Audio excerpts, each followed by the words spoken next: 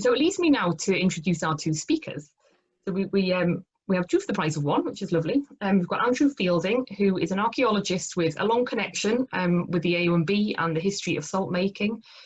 Before moving to Cumbria, he worked to restore the Lion Salt Works, which is the last family-operated open-pan salt works in Cheshire that closed in 1886 and is now restored as an industrial museum. He participated in an EU-funded project with Bournemouth University to link traditional salina sites along the Atlantic coast of Europe, multiple countries. He also co-authored the Shire book, The Salt Industry, and founded EcoSal UK, which is a not-for-profit body to research, interpret and promote historic salt making in the UK. Our second speaker is John Pickin, who has a background in museums and archaeology in many parts of the UK and recently retired as curator of Stranraer Museum on the north side of the Solway from Galloway. Since retirement, he's been working as a freelance archaeologist and has been working on several projects, including a community archaeology field survey with a Coniston copper project in the Lake District, so on our side. Sounds really interesting. He has a particular interest in the archaeology of prehistoric metal mining, and he's an active member of the Early Mines Research Group, which is currently involved with an investigation of Bronze Age copper mines in mid-Wales. So we're going to start with Andrew first, who'll do his section of his talk, then we'll hand over to John after that. So I'm now going to hand over to Andrew and hopefully let him switch on his sound and camera before we disappear. Yes, thank you very much, Naomi. Thank you very much indeed. I share my screen.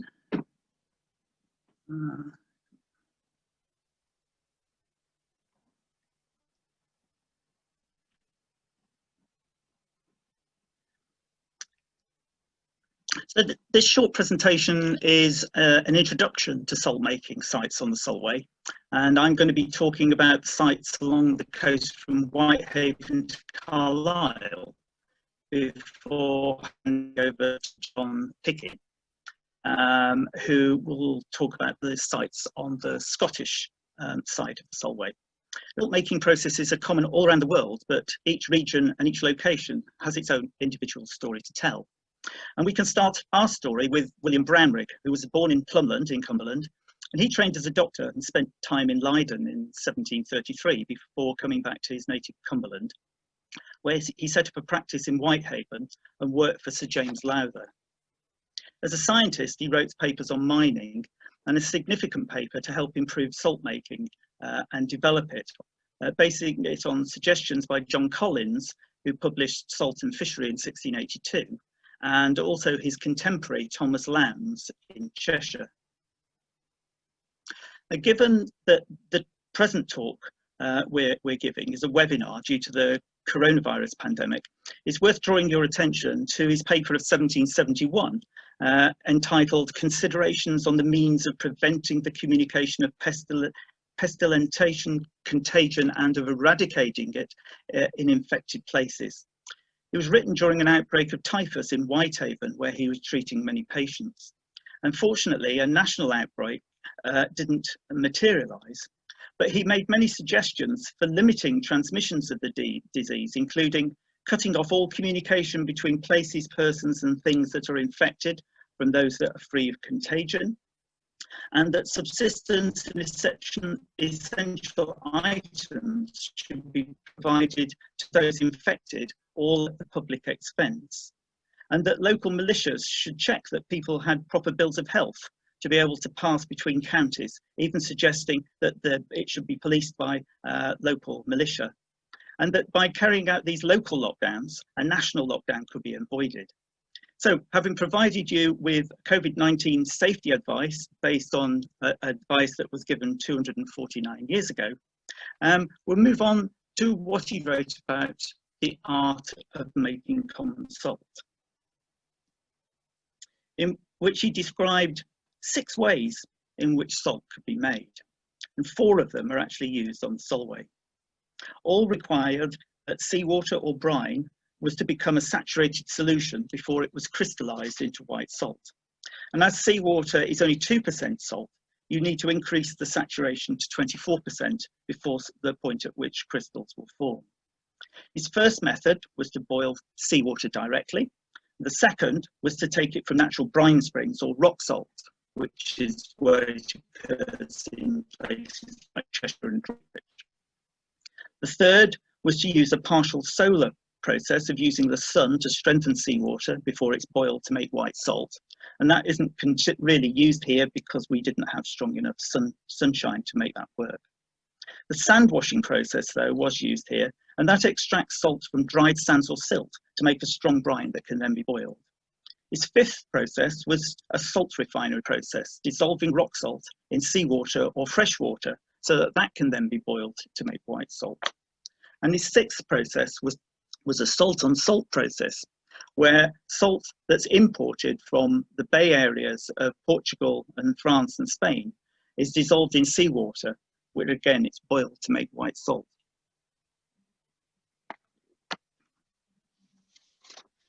He included some illustrations of salt works. However, the one that we've used in our poster is, he describes this as how salt used to be made. And this is in actual fact based upon a wood engraving of Georgius Agricola that was published in 1556. So that's unlikely to be the type of works that we will find on the Solway. But it turns up in all kinds of publications, and it's almost become a cipher for how salt used to be made. Over the centuries, though, salt pans grew in size from ceramic pans to lead pans and then to iron pans. And the size of lead pans was dictated by the weight that they obviously weighed, being made of lead. These were generally adopted in the Roman period, but continued into the 16th century. And again, we use those on the Solway. Original lead pans are rarely found because obviously the metal could be recycled. The three that I've shown here were actually found in a farmer's field between Middlewich and Northwich in Cheshire. However, in 1588 at Newton-Arlish, on the northern, after the church had decayed following the dissolution of the monasteries, the lead from the roof was actually taken down and melted to make it into salt pans for people that had rights to make salt there. Iron became more popular as coal replaced peat and wood as a fuel. And initially their size reflected the size of lead pans that they replaced, especially in the Cheshire areas, where the rights to make salt was set by the number of leads that you could actually evaporate. And the illustration here is from William Jackson in 1669, which Brownrigg redraws for his publication, The Art of Salt Making.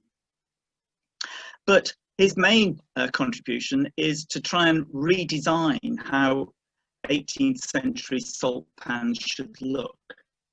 And this is a set of architect's drawings showing new designs for salt pans, more energy efficient furnaces, and a wall to separate the firing area from the actual salt making area. Cheshire pans, however, became much bigger as they developed into the 19th century. This is an artist's impression of a family working a salt pan in the Cheshire works. And the one on the right are how large, not just the pans, but the salt works grew in the Cheshire area and in Droitwich and in Staffordshire. This is 1928, and it's quite easy to see how the economic advantages mean that Cheshire salt making gradually replaced salt making all around the coast. So we're going to start our journey this evening in the south at Whitehaven, look at Whitehaven Pier, and then look at the Bank End works and Cross Canonby sites on Allenby Bay. There is a salt refinery site at Lees Bank in Silloth, and then we'll finish up with the Saltcote works associated with Holmculture Abbey. The Whitehaven Pier works were actually published, the accounts were published by Blake Tyson in 1999, and he thought that he'd identified some brickwork within the old pier that might have been used as something that they called a salt chamber as the salt works decayed. But there are other works at the back of the old pier which were gradually, they were closed down and built over. The same document that little model plan was drawn from was a design sent by Roland Jackson to Sir Christopher Lowther in 1631, in which he puts a layout, schematic scheme for how one of these salt pans might have been constructed. Christopher Lowther was in Dublin at the time, so presumably the letter was sent to advise him as to what his works that he was going to pay for might look like.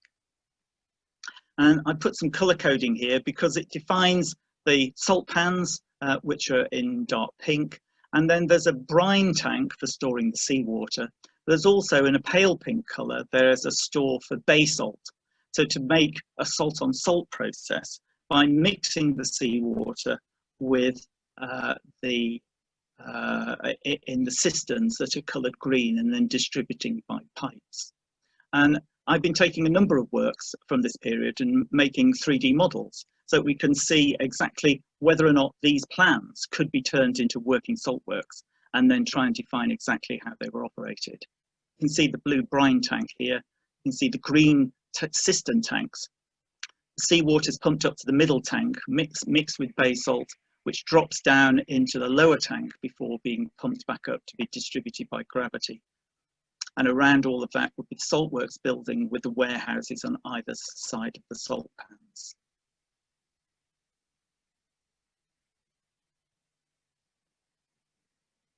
But it makes it much clearer to understand how these works might have operated. If we move north now, this is a map drawn by Andrew Pellin in 1699. And again, I put some colour markers on here because it shows the Netherhall salt works that are marked in yellow and Mr. Lamplew's salt pans that I've shown with a blue square. But also importantly are the little circles that are set back from the foreshore. And these are the collieries from which the coal was drawn to fire the salt pans. Collieries were perhaps the initiation for why these salt works were constructed, because you only needed cheap coal to evaporate salt. And if you could sell the cheap coal for a particular purpose, if you didn't have a customer for it, you might just have to kind of throw it away, it become a waste product. So you could make the collieries more efficient by providing it this cheap coal to something like a salt works and then selling your expensive coal to people. The Netherhall salt works were actually mentioned in the joint conference that was held 2 years ago, because Citizen ran a training day school on the site, taking volunteers and teaching them how to record things on the foreshore.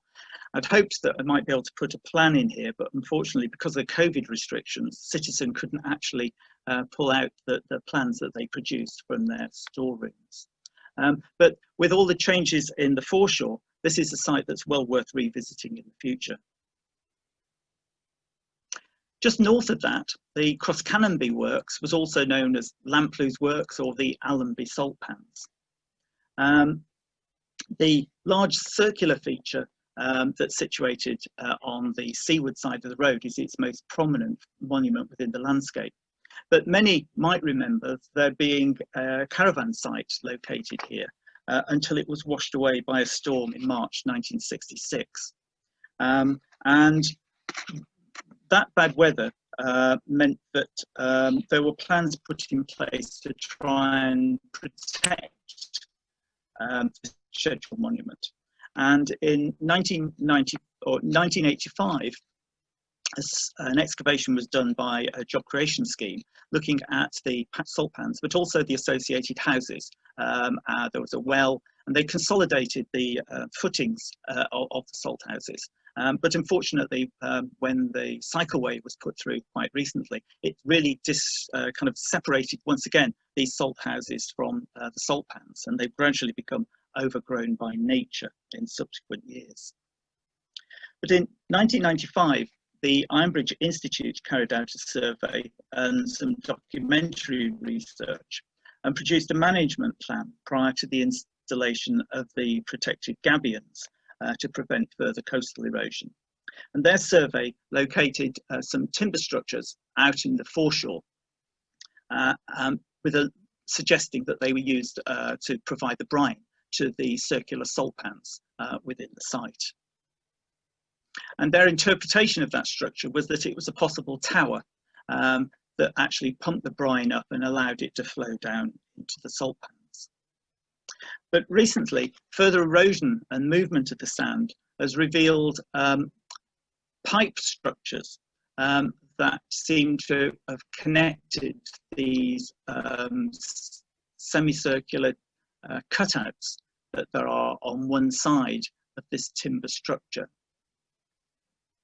And in March this year, a second pipe was discovered about 30 metres, 20, 30 metres to the north.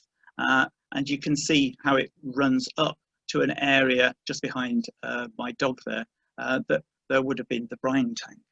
Looking back from the salt pan, just to orientate you, the tape measure there is running down to where the pipe would have run, and out to in the foreshore. You can see there are now other structures revealed as the sand moves. There's a possible 4-post structure, something like 80 metres out towards the sea, and the far structure has a single post remaining surrounded by boulders, where there's another possible 4-post structure. And there's a reconstruction here showing the possible way in which this structure links together wooden pipes. And you could possibly interpret this as something like a manhole cover or an inspection hatch sunk down into the sand, so that you could unblock any of the pipes if they became fouled up. And the interpretation here, therefore, suggests that rather than there being an overhead delivery of brine, that the seawater was brought from somewhere out to sea, underneath the sand, and fills up the brine well within the salt pans itself. And that this might well be the 2 salt pans and water sumps that are described in a lease of Frances Barwise, the wife of the original owner and the constructor of these salt pans, that had water sumps and swaths and appurtenances for bringing the brine to the salt pans. And again, alongside all the erosion that revealed the second pipe, there's been further erosion behind the gabions, and the council are currently putting in place plans to try and protect the road and the services that have been washed out the road alongside the B5300.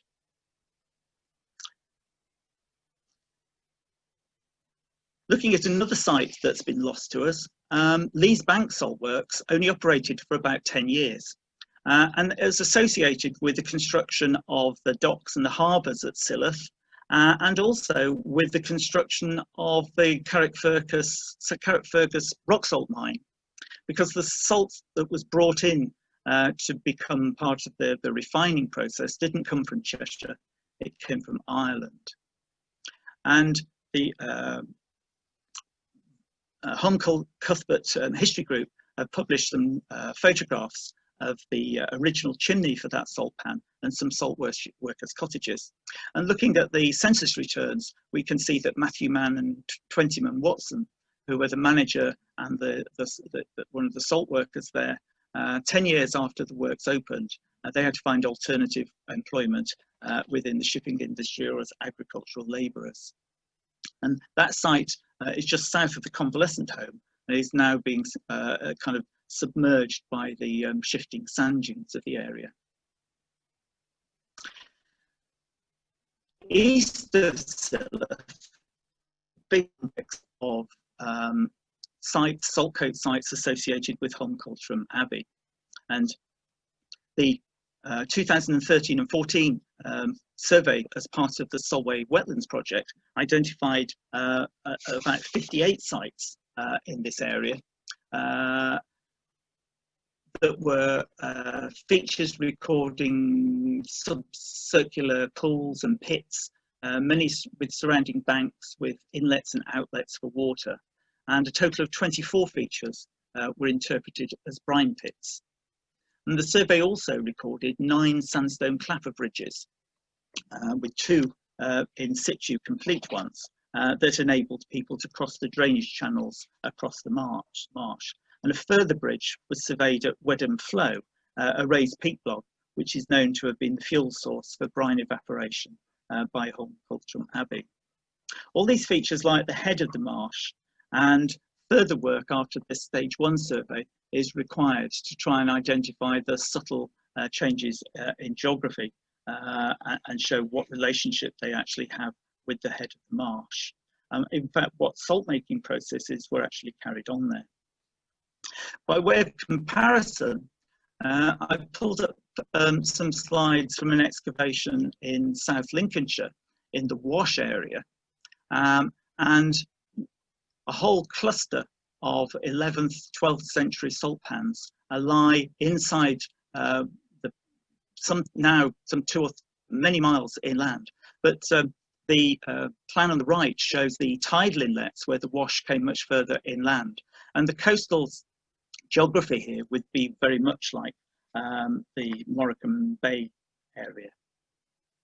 Excavation was carried out here in 1968 at Bickerhaven, and this was the first medieval site that was excavated and fully recorded in Britain that had one of these early medieval salt making sites. And it was complemented later by the discovery of filtration complexes for sleeching at Wainfleet St Mary.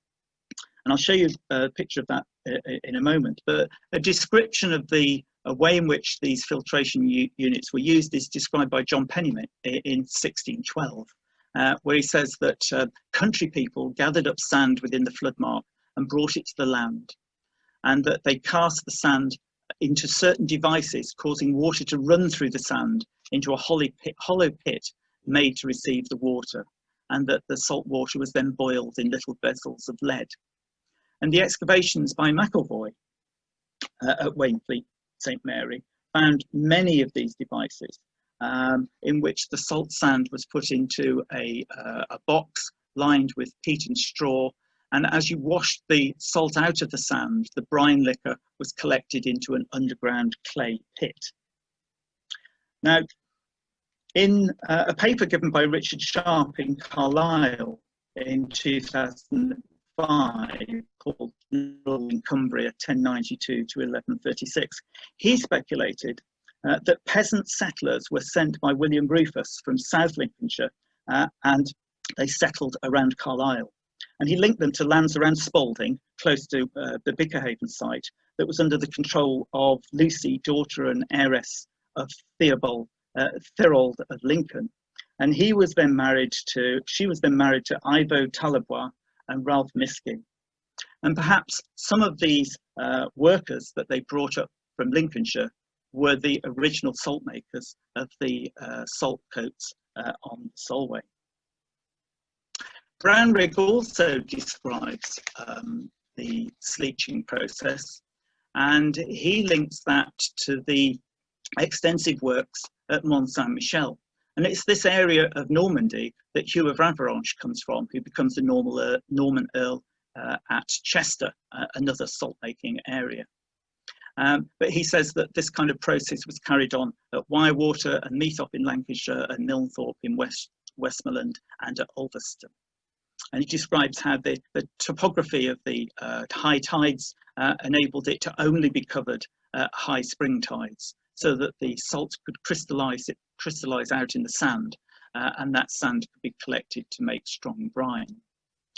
And I'd recommend that if you're on holiday in that area, to go and visit the Ecomusée de la Baie de Mont Saint-Michel, because they have a working example of a salt coat, and they do demonstrations of collecting the sand and washing it to get the salt crystals out, and then evaporating that in lead salt pans. And you can see the three here that are based on a 19th century engraving look identical to the three salt pans that I showed you earlier from Cheshire. And the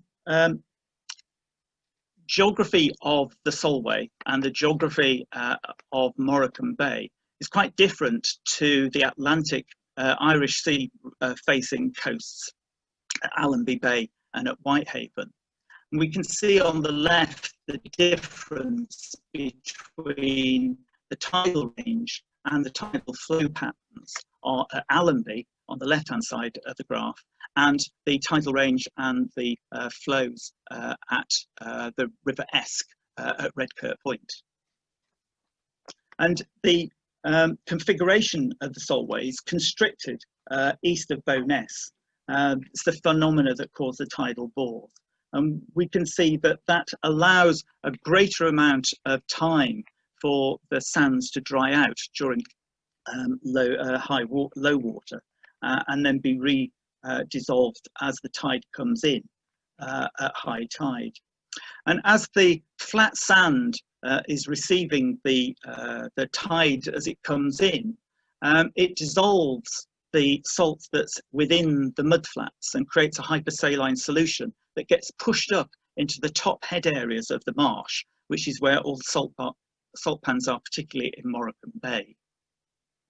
And finally, just when we think that we understand the sand wash process, we've been to the museum at Mont Saint-Michel, I'll just introduce you to a different method of separating the salt from the sand, one described by John Collins in his Salt and Fishery book of 1682, where instead of relying on the tide to come and wet the foreshore, you collect the seawater and scatter it over a field of salt. On the left, there's a working example at an environmental centre within Japan, where this process was used. But you then scatter the salt over that sand, you rake it to increase the surface area, and then you wash the salt that's created out of the sand to create your fresh brine. Whichever of these two processes were used within the Solway, the head of the Solway, the sands of the Solway, sand washing continued there into the medieval period and right the way up till the 19th century. It was even adjudicated upon in the courts as people making small quantities of salt at Priestside and Cockville claimed relief from paying the salt tax upon their produce. So as we've now crossed over to the northern part of the Solway, I think it's an appropriate time for me to hand over this talk to John Pickin, who'll tell you more about how salt was made on that side of the Solway.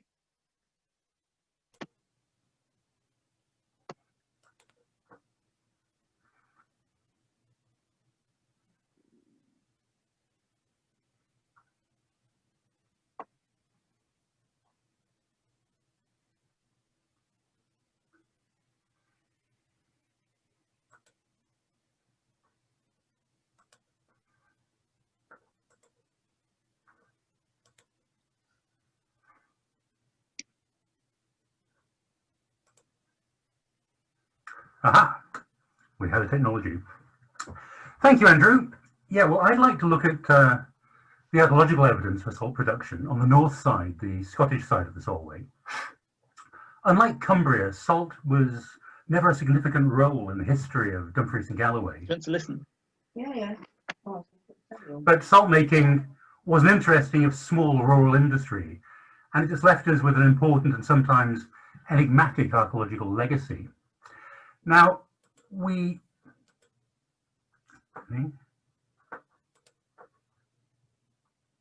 with me a sec. There we go. Yeah, we don't really know when salt production began on the north side of the Solway. The earliest recorded dates we have are from the 1170s, when Uchtred, Lord of Galloway, had salt coats or salt-making sites at Colvend and New Abbey on the Cucubershire coast. And by around 1200, William de Bruce, Lord of Annandale, was operating salt coats at Rain Patrick, that's the modern Redkirk Point, over near Gretna. By the early 13th century, many of these salt-making sites had been given by local landowners to a number of religious houses. And as we just heard from Andrew, Home Cultrum acquired the salt coats at Colvend, Preston, and New Abbey in Cucubershire, which were all managed through the Abbey's Scottish Grange at Gugunion, near Dalbeattie. St. Bede's was also granted Scottish salt coats at Colvend and Preston, and both houses were making salt at Redkirk Point in the Inner Solway. Melrose Abbey was also similarly involved with Solway salt making, and it too had salt coats at Colvend and Redkirk. Now, Melrose is the only Scottish abbey known to have had an interest in Solway salt. In some ways, this is quite surprising, especially given the large numbers of religious houses in medieval Dumfries and Galloway. But unlike in England, very few charters from Scottish abbeys have survived. And we just don't know if any of the local religious houses were actually involved in salt production. Similarly, we have no idea the scale of lay involvement. The known medieval salt coats are all along the Cambridgeshire coast and near Annan, but further west, the extensive salt marshes at the head of Wigtown Bay would have been ideal for early salt making, and the area is also close to the monastic houses at Whithorn, Glenluce and Sulseat. Now, Wigtown Bay would really benefit from a detailed archaeological survey, and I think there's good potential here for discovering medieval salt coats. So what survives of the medieval salt making industry in Dumfries and Galloway? Are there any archaeological remains from this period in the area? So we're lucky that about 15 years ago, David Cranston from Cranston Consultancy carried out a rapid archaeological survey on both sides of the Solway, and he identified a number of early salt making sites. Probably the best preserved remains on the Scottish side are here at Calabric, south of Dumfries. On the Wildfowl and Wetland Trust Reserve is an area with a telltale place name, Saltcote Hills. And here on the edge of the backlands, above the salt marsh, are a series of distinctive long, low mounds, the waste material left after sleeching the salt. Sleeching, as Andrew has just described, was a method of washing sand to obtain salt-rich brine. The mounds at Calabric are easy to spot, and the bird observation tower has been built directly onto the most easterly of the sleeching mounds. And this view, looking out towards the coast and with the observation tower on the left, gives some idea of the size and appearance of these Saltcote Hill sleeching mounds. Distinctive features in an otherwise flat landscape, these mounds are the best surviving examples in the Solway area. Interestingly, there is no documentary evidence for this site, but the place name Saltcote is a good indication of a medieval date. Two more views here of the Saltcote Hills sleeching mounds. The image on the right shows a rectangular hollow on one of the mounds. That's this thing here. This may be a reservoir or kinch where salt water was stored, or it could even be the foundations of one of the Saltcote buildings where salt-rich brine produced by sleeching was evaporated by being heated in lead pans. And we know from some of the few surviving medieval records that the Salterns, the Saltcotes in the inner Solway used peat as their fuel, whilst those around New Abbey and Colb End used timber. Calabric was probably peat fueled. And this final slide of the Saltcote Hills shows a small sleeching mound, here we are, that's been cut through by a modern farmer track. The mound, as you can see, is composed of distinctive stone-free silt. Features like this can be so easily destroyed, and it is remarkable that this and other mounds at Calabric still survive in comparatively good condition. Elsewhere in the area, sleeching mounds have been damaged or destroyed by development and by land improvement. Other saltcote sites, medieval saltcote sites, have been lost to coastal erosion. The saltcotes at Rainpatrick or Redkirk Point near Annan were operated during the 12th century by the monks of Melrose, St. Bees and Home Cultrum, and they were destroyed by coastal erosion. We don't know when this destruction took place, but in 1675, the church that gave Redkirk its name is described as fallen into the sea. The salt-making sites, which must have been nearby, were probably destroyed at a much earlier date. And David Cranston, during his archaeological survey of salt-making sites, searched without success for evidence of a salt coat at New Abbey, and concluded that it too had probably been lost to historic coastal erosion. Well, it seems that local salt making came to an end in the early 1400s. This was probably the result of climate change at the start of the Little Ice Age. Intriguingly, however, salt production using the sleeching method appears to have continued in use, or perhaps was restarted, along the Dumfriesshire coast during the early post-medieval period. Starting in the mid-1600s, and as we've heard from Andrew just now, there are accounts of sand washing or sleeching, or what were called the Annandale Salt Works, a group of salt-making sites located on the coast between Locher Water and the English border. By an Act of Parliament, Scottish Parliament, made in 1671, the Annandale salt works, uniquely in Scotland, were exempt from taxation.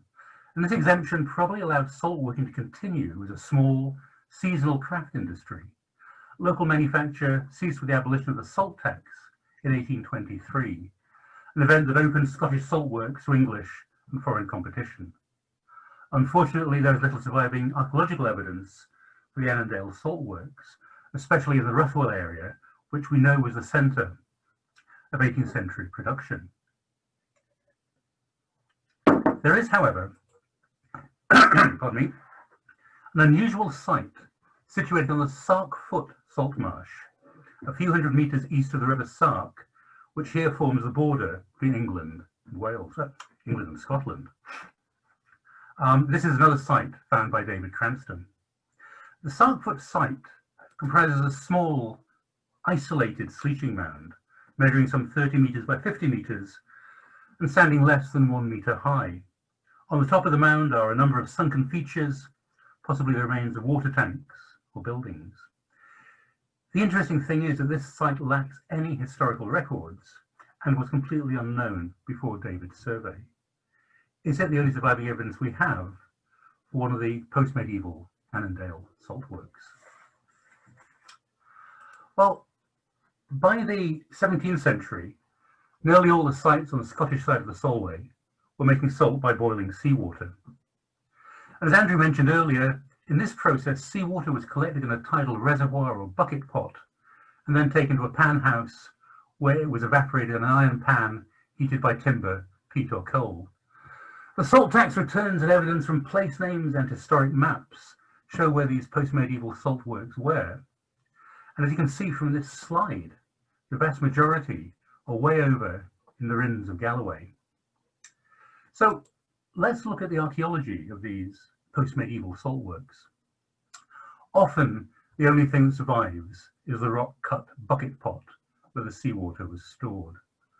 A good example can be seen here on the shore at Sandy Hills.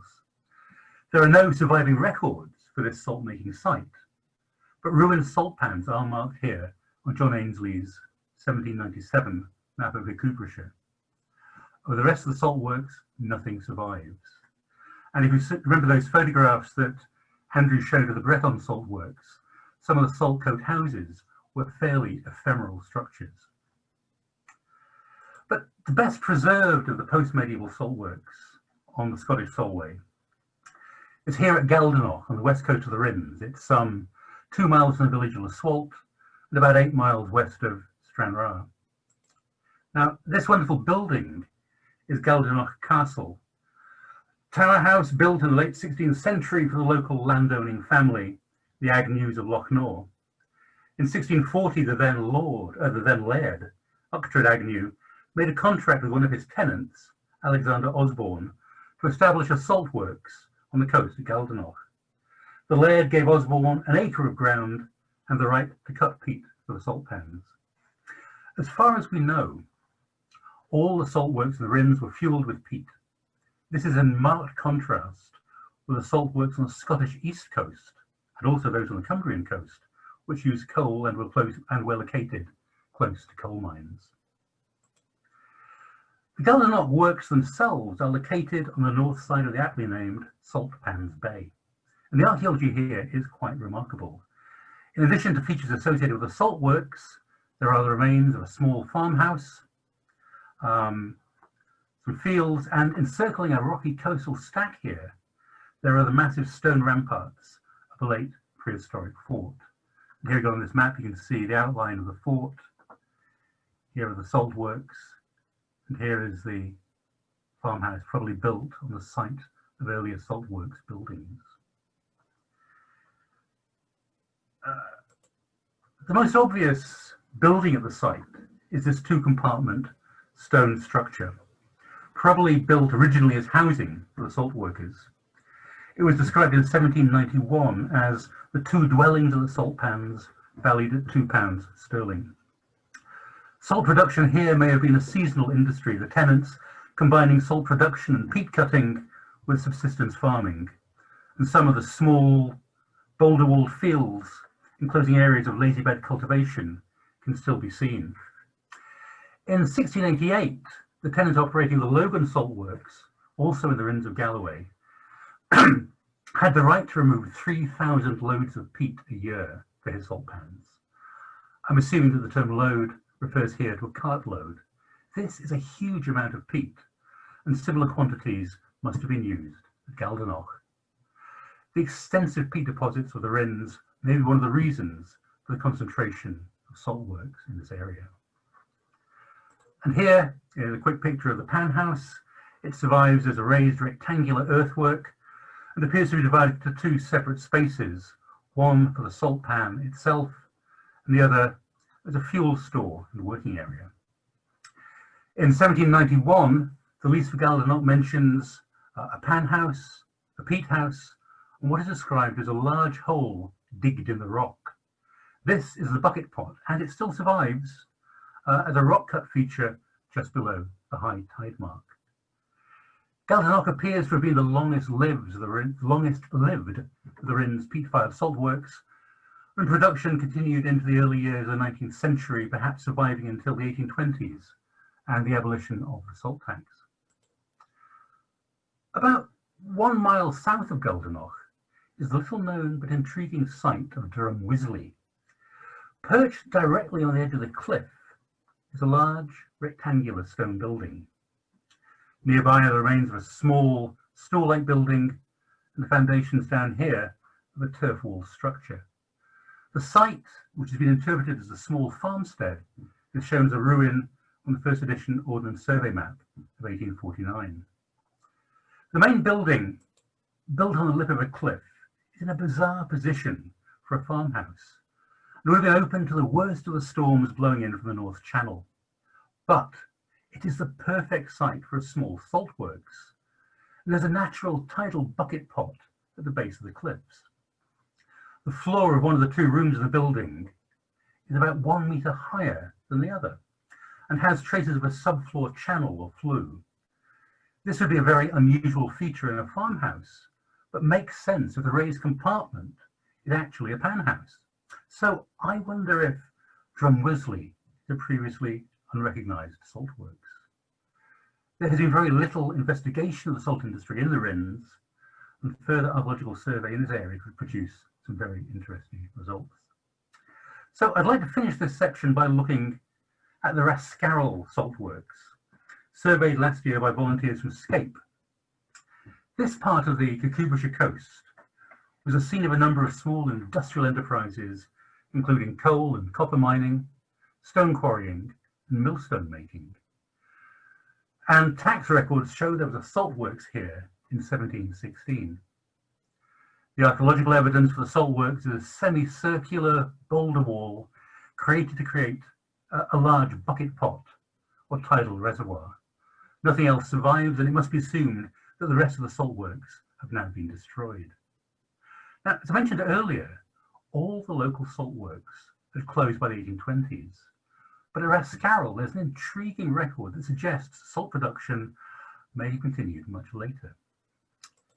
This map, recently digitised by the Dumfries Archival Mapping Project, is a sketch survey of the estate of Rascarroll, dated 1870. It shows a number of coal mines, or coal shafts, here along the shoreline, but it also marks, close to the site of the surviving bucket pot, a salt pan. Does this mean that salt was still being produced here in the 1870s, some 50 years after the demise of the industry elsewhere on the Scottish side of the Solway? And was it the presence of coastal coal reserves, albeit small, that allowed salt to be made here at such a late date? So I'll finish with some quick thoughts drawn up with Andrew for future work that we could do on Solway salt. Further research, well, there's a real need for targeted field work, especially using LiDAR data to help with site identification. There's also huge scope, I think, for documentary research into the history and economics of Solway salt production. And there's a need too to record and monitor the condition of our salt making sites, many of which, as we've seen again from Andrew's part of the talk, are threatened, directly threatened by coastal erosion. And there is a need to raise general awareness of the heritage of Solway salt making. So with that, I'll try and close down and pass you back to Anna. Thank you. Yeah, that was intriguing and revealing, John and Andrew, and has certainly raised some interesting questions from the audience.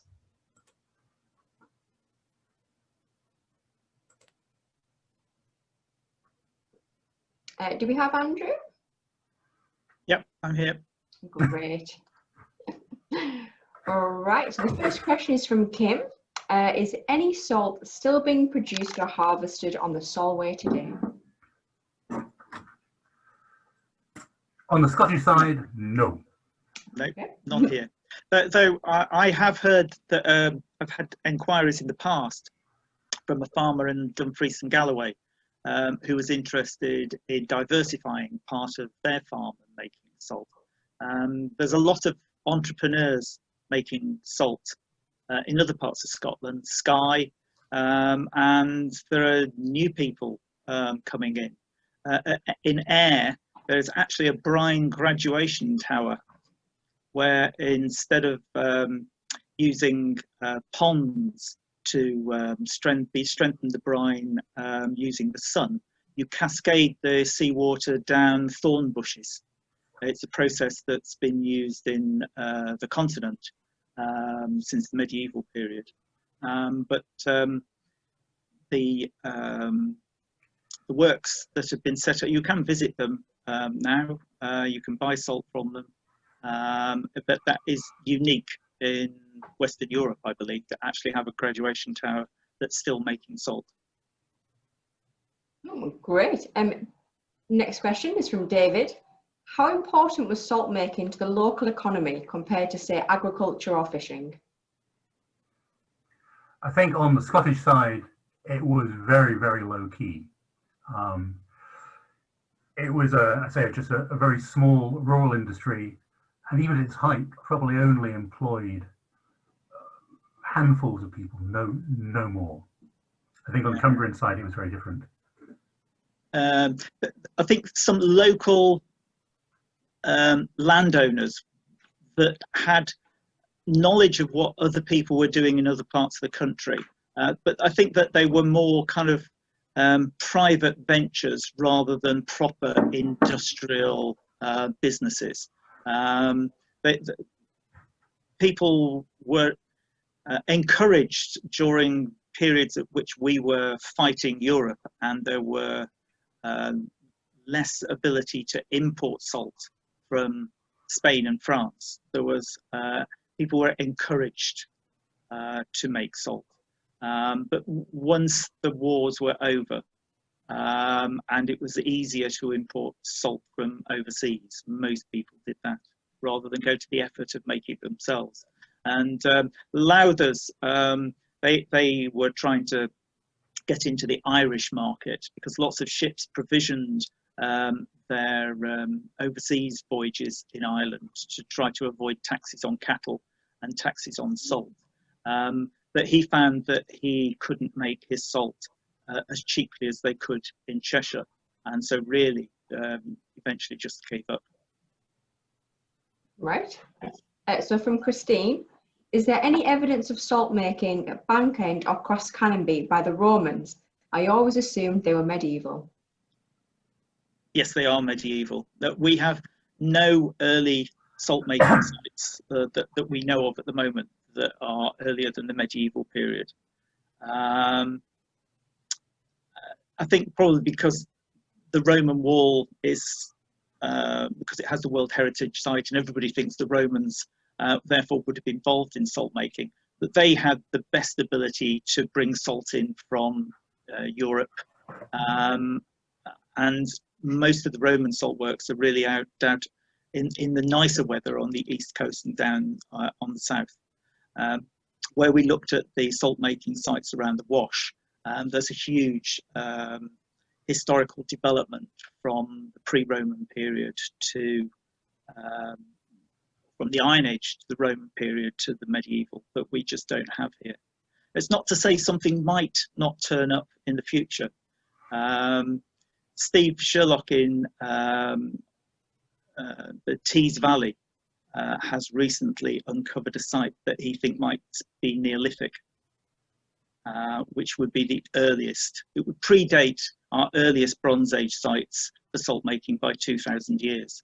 And when he first thought he'd found that, people said, oh, we don't have salt making from that period in this country. You have it in Poland, you have it in Germany, you have it in Spain, but we don't have it in this country. But I think he's right. I think he does have one of the earliest salt making sites. So who knows? If it hasn't been eroded into the sea, perhaps if we do more investigative work on our sites, we might find that there are earlier ones. But at the moment, there's no dating evidence. Great. Has David Cranstone's work been published? No, it's not. It was, copies of it are with the local HER, the Historic Environment Record in Dumfries. I think there have been Tracy versions of it, but no, it still remains as an unpublished piece of work, unfortunately. Yeah, a very, very good piece. And in fact, the other excavated examples that I quoted, the Iron Bridge report that was done for Allerdale Council, the Manpower Services excavations of the salt houses, none of those have been published. They've been praised in some publications by the Solway Coast AONB. But some of them, we're using information that's a bit out of date now. Part of the work that I'm trying to do with the grant from the AIA is actually to update and to reinterpret some of those publications and then try and get it out to a wider circulation.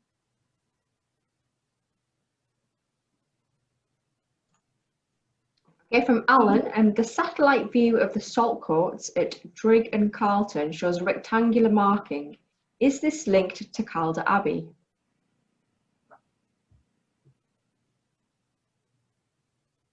One for you, John. So, I thought, can you say again where they were? Sorry, the salt courts at Drigg and Carlton. Oh, Drigg and Carlton are on the Cumbrian side, aren't they, I think? I thought you'd done a bit more on the medieval monastic side. No, I express total ignorance of the Cumbrian side.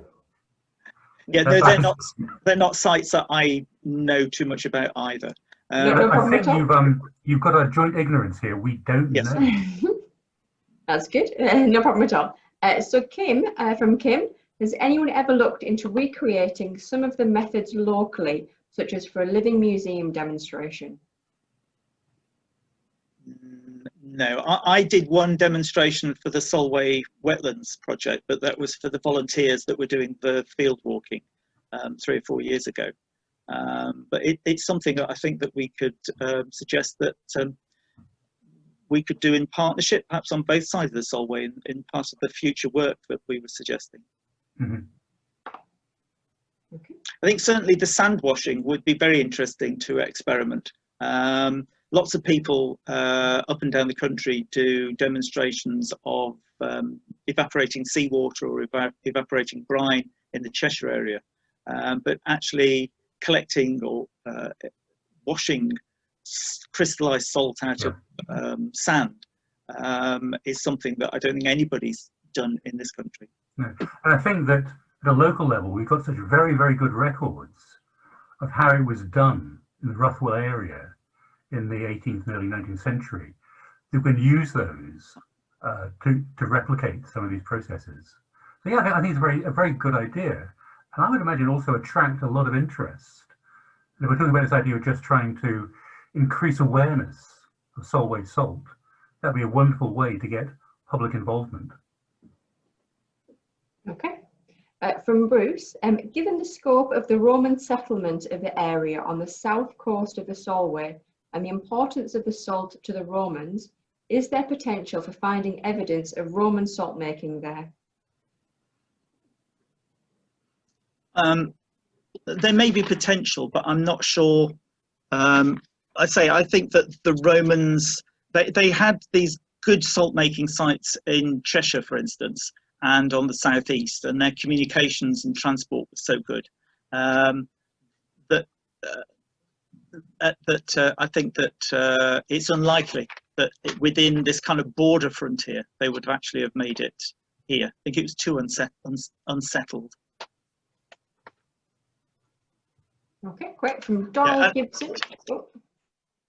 Yeah.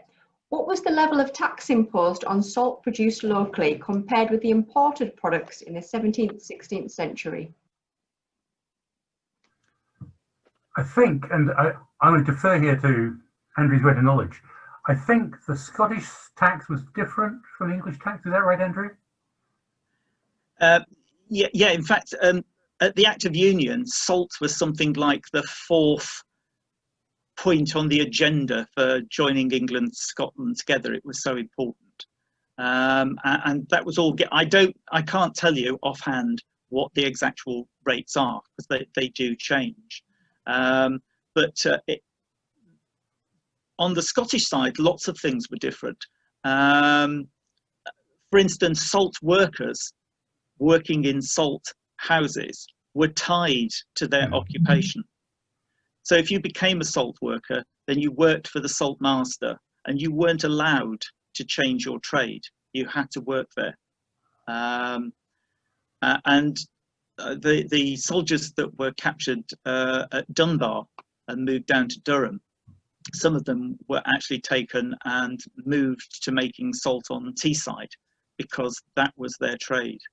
And you had to have the special permission to actually leave a salt works in Scotland, whereas England, it was a lot more casual. The accounts that have been published for Whitehaven, for instance, they do give names of people, and it does give pay rates, but I don't have those to hand at the moment either. Some of what the taxation did as well was to regularise the cost of production, rather than an individual producer selling at whatever price he liked. There was some stability within the system for the consumers as well as the people producing it. Yeah. I think in Scotland the tax is very much a sort of a protectionist measure after the Union, that by having their own tax rate, then there'd be less incentive for Scotland to be importing salt from elsewhere, especially from England. So it was a preferential rate which encouraged local production. However, a lot of the salt that was produced in Scotland was actually fairly poor quality. Salt for things like preserving fish had to be a higher quality, and that was imported from either England or, more often, the bay salt, as Andrew mentioned, coming from continental Europe. Yeah.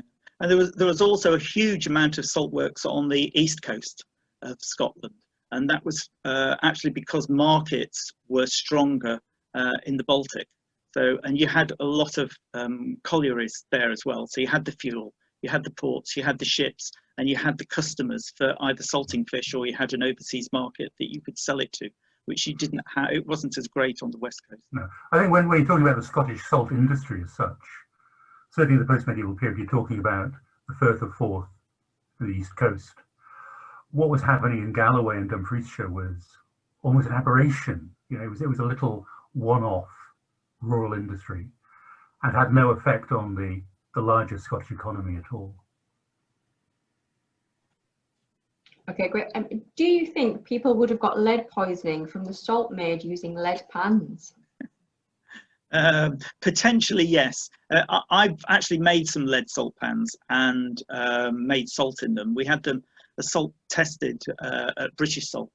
Part of the byproducts of salt making is there's a lot of calcium carbonates and sulfates within the brine, particularly calcium salts in seawater. And that has a scaling property. Anybody that lives in a hard water area knows that your kettle furs up, you get this calcium deposits on it. That kind of settles and burns itself onto the bottom of the lead salt pan. But eventually, if you let it build up too much, then the lead heats up underneath it, and the scale acts as an insulator, and you can run the risk of melting your lead pan. And so you have to chip that scale off, and you release fresh surface of lead for the brine to sit on. The scaling products that we had tested were 1,000 times above above the safe limit for lead in food today. Gosh. So if you ate enough of it, it wouldn't have done you a lot of good. But then most of the time, the salt that we're talking about wasn't being used for food. It was for preserving fish and meat. And before you ate those products, you would have washed the salt off and cooked it. So it perhaps wouldn't have been as dangerous as perhaps we think it might be. Okay, interesting. Okay. Thank you very much for your questions. That's all we have time for. So now it's back over to Naomi and Claire for the prize draw. It's just, well, that final grisly answer really about lead poisoning was a very good one to end on. Just, I don't really know to sum up really. I mean, that's been absolutely fascinating. Thank you so much to both of our speakers. It's just been a real treat to have two people talking and being able to kind of like ping pong off each other a little bit as well, really, and give that perspective. I've really enjoyed that. I feel like I kind of need to rewatch it as well, just to kind of pick up all that information. And I think, you know, I suppose, you know, it's amazing to think about the impact that salt has on the landscape on both sides of the Solway, and it's something that we take completely for granted in the way that we liberally throw in our chips. But you know, that sort of tiny thing, really, that very important thing, had such a sort of an impact on how our landscape's formed. And I found it really interesting to learn a bit more about our side of the Solway, but also think about the north side as well. It's made me want to sort of explore a little bit more into Dumfries and Galloway too, and you know, what different landscapes that we've got on the Solway Firth. It's absolutely great. And another couple of things that came to mind is about, okay, what's the future of salt making? Could we you know, find a way to produce it again as a kind of like a food production kind of tourism economy type of you know, that's the question to ask really, and I'm pleased somebody actually asked that question first. But also, what do we do about conserving and documenting the remains, because they are in a really, really fragile position. We quite clearly cannot preserve them forever, so we really need to think about some more action and activity around that, whether that's, you know, really, you know, there's obviously more research is needed. So a kind of feeling that this may be the start of another project. Claire, what do you think? Definitely, yeah, that'd be great. So it's really, really good food for thought. Thank you. So thank you also to the speakers and the attendees as well. Thank you for sticking with us. And I've really enjoyed the chat as well. I'm sorry I haven't been able to kind of respond to every comment. You know, there's obviously quite a few people I know as well that I haven't been able to kind of say hello to. This isn't the last that you'll hear about Solway salt making. We've got a couple of research and restoration projects in the offing, so really please watch this space, and there's been a couple of requests to continue some of the dialogue as well, so we'll certainly be doing that, and we'll be rereading the chat as well to pick up on some of those comments. So thank you for that. Can I also say thank you to Anna, who was the disembodied voice that came over the questions there. Anna's our project officer, and she's really been doing all of the work to pull all this together and to get you know, to grips with the technology. So massive thanks to Anna. I'm sure it'll get easier from now. We've put in quite a lot of work, particularly Anna. So thanks. This is the first session. We would love any feedback that you have. If you do have any feedback, positive or negative, well, or constructive, just ping us an email. You can reply to the email address from the link that was sent out. That might be either Anna's directly or the info@Solway Coast AONB, and obviously some of you will have had the information through Solway Firth Partnership. You can also use our social media channels on Facebook or Twitter, and again both SFP and us have got those set up. Our next cross-border coastal conversation, because we want to keep this going really and have one hopefully every month or so, is provisionally booked in for Thursday the 3rd of December. And will be about the historic farm buildings on both shores of the Solway Firth. So it should be really interesting and obviously probably quite topical as well. So please come and join us for that, and watch this space. We'll give you more information about that as well. So please hope you can join us on that. If you have any more ideas for other topics, again, please just let us know as well, and we'll do our best to try to kind of meet demand and interest as well. So there's no point in organising things that you don't want to see. So please do send us your ideas, and I'll hand over to Claire for the prize draw. Yeah, so now it's time for our very exciting book draw. We asked the author Anne Lingard to choose a number at random between 1 and 100 before the event, and we've matched that number with the names on the list. So we're delighted to announce that the winner is number 48, which was Graham Pollitt. And we'll get in touch with Graham and arrange postage of the book and make sure you get that safely.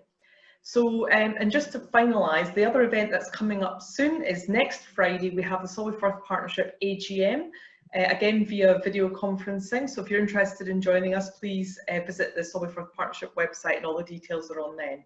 And finally, as Naomi's already said, I hope you enjoyed the evening and hope you'll join us next time.